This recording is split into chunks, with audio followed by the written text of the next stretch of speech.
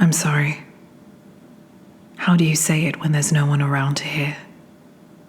It's a tree fallen in an empty wood. A songbird serenading graveyards at dusk. To speak it into the void is to baptize yourself in regret without end or beginning. It's sand in my mouth, a weight on my tongue that makes everything I say taste like regret and lost time. It reminds me of the aruse you used to press into the palm of my hand. The sweetness breathes nostalgia into my lungs.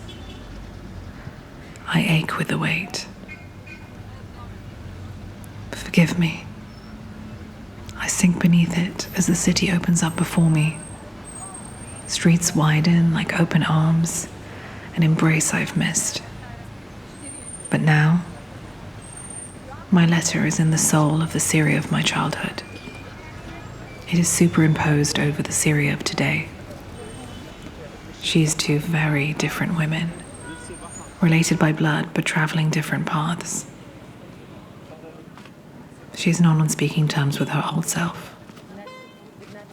The echo still ricochets down the cobbled streets. Fawaki merchants cluster in the harda. She is beautiful, old or new. Sun-bleached facades that show her age and elegance the way nothing else ever could. I'm sorry, but there are strangers walking in the streets now, Tete, armed with guns and eyes flashing suspicion and fire. A man with an AK-47 sits in a chair. I spy children clambering the sides of the bus behind him, thin arms stretched for the overhanging fruit of a nearby tree. Where are the Fawaki merchants? The sun finished its rise, which made the threat of capture worth the risk. I am unable to turn away from the sight of them and their brightly coloured perch. I'm almost there. I'm trying to practice what I would say. I expect an interrogation. Why wouldn't there be? We haven't seen you in a while, they'll say. A statement, not a question. Well, there was the war. We couldn't come. She died. They all died. One by one. And now, the sky is crying for the matriarchs. But I still see you, I want to assure her.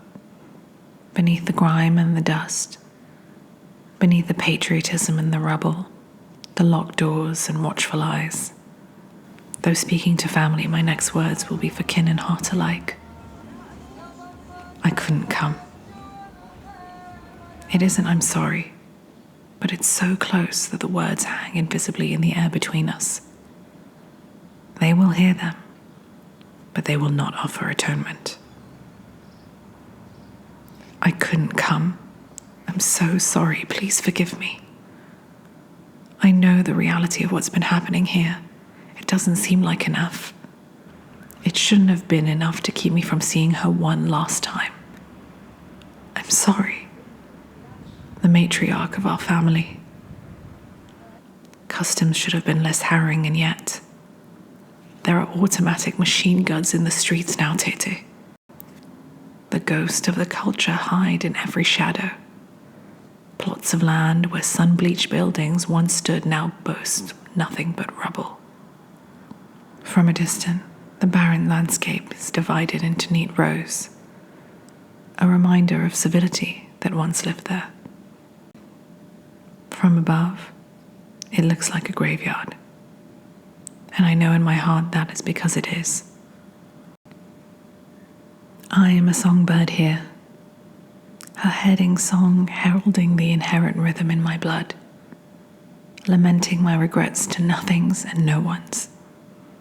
I'm so sorry, Tete. Please, forgive me.